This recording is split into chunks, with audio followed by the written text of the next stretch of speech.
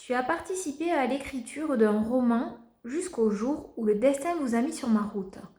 J'aurais quelques petites questions à te poser, notamment la première. Pour toi, est-ce que ça a été facile de coopérer à 30 personnes et pourquoi? Coopérer à 30 a été un peu difficile car ma professeure de français a réalisé des groupes de 6 personnes, puis de 4 et enfin de 2 personnes.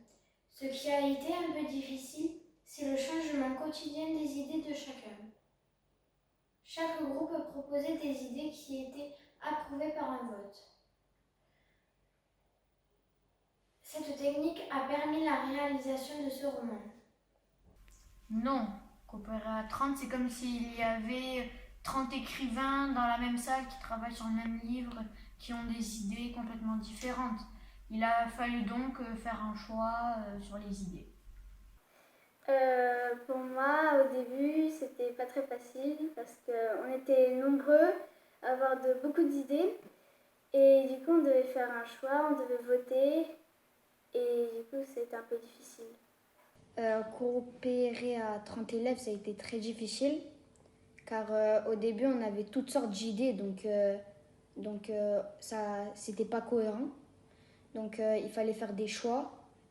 On les a fait et il y en a qui ont été un peu déçus de ne pas avoir leurs idées dans le roman. Coopérer à temps n'a pas été facile car 30 élèves égale 30 idées, mais à la fin on a réussi grâce à l'aide de Pauline Alphen et Madame Afonso-Collonges. Non, cela n'a pas été facile pour coopérer à 30 car nous n'arrivons toujours pas à nous mettre d'accord. Mais au final, je suis très content de l'avoir fait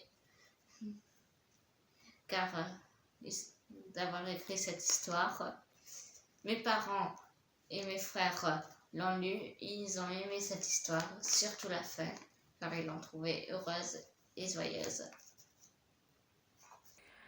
Qu'as-tu aimé dans cette aventure et pourquoi?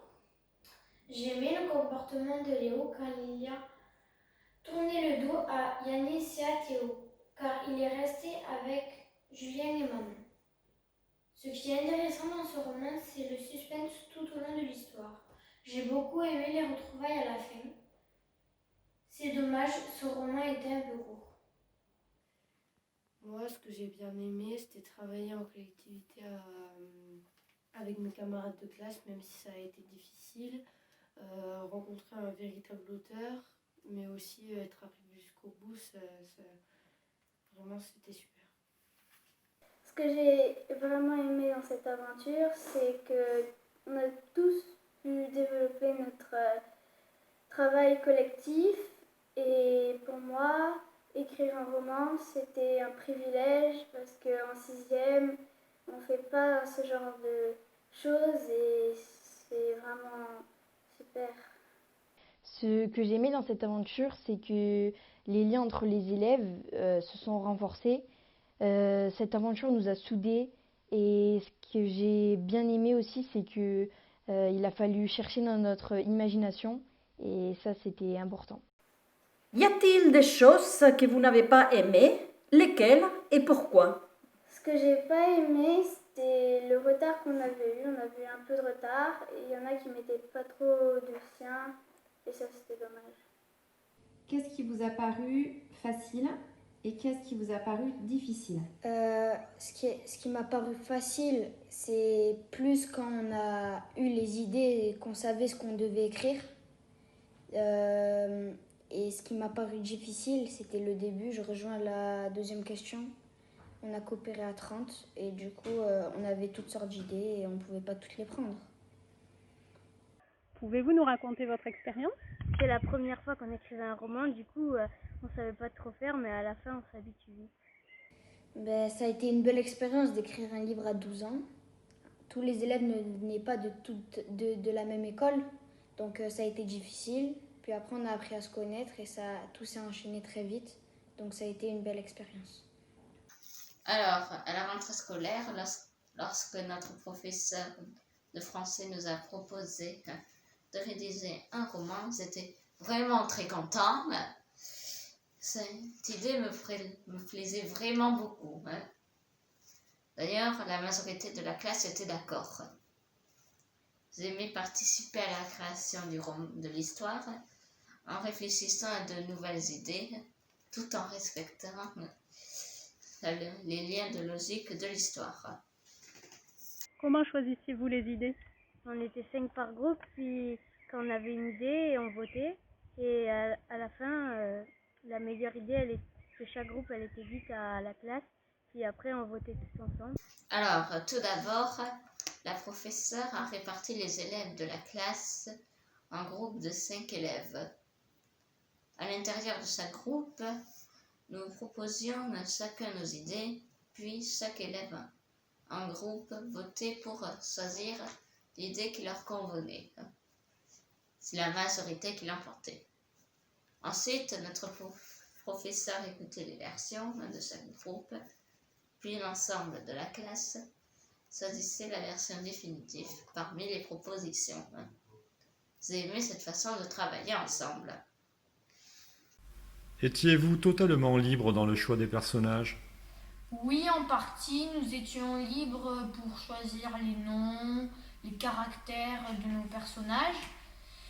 Par exemple, pour le prof de sport, nous avons choisi le nom de Monsieur Tatami. Quel style d'expression et de vocabulaire a été choisi pour le livre? Nous avons choisi de faire parler les enfants du livre comme nous pouvons parler dans la cour, au collège. Qu'est-ce qui t'a motivé pour aller jusqu'au bout de l'aventure? Ce qui m'a motivée pour aller jusqu'au bout de l'aventure, c'est que j'avais envie de finir ce récit pour le lire. J'ai conscience que tout le monde ne peut pas réaliser un projet d'écriture avec une écrivaine au collège. Ensuite, je savais aussi qu'un salon à Toulouse allait avoir lieu pour présenter cette histoire, mais malheureusement, il n'a pas eu lieu. Ce qui m'a motivée pour aller au bout de l'aventure, c'est que je pense que dans la vie de tous les jours, jamais personne ne va me proposer d'écrire un livre.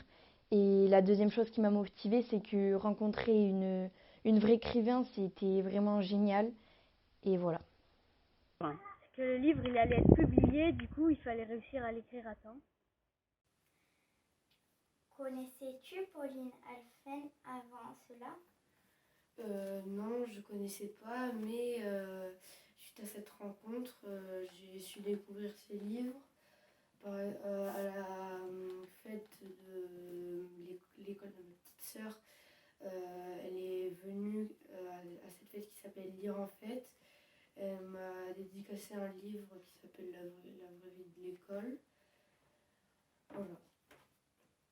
Certains de tes dessins ont été choisis comme illustrations. Comment les as-tu illustrés? Moi, j'adore dessiner, donc du coup, j'ai fait plusieurs essais et avec ça, 3/4 des dessins du livre sont les miens. J'ai déjà tenté à faire des dessins avec une tablette graphique pour faire des dessins sur des fichiers numériques sur l'ordinateur. Malheureusement, suite à des problèmes techniques, ils n'ont pas été pris, mais mes dessins papier ont été retenus pour être mis dans le livre. Un petit mot pour la fin? Je remercie Pauline Alphen, je remercie Madame Afonso et mes camarades et à très bientôt.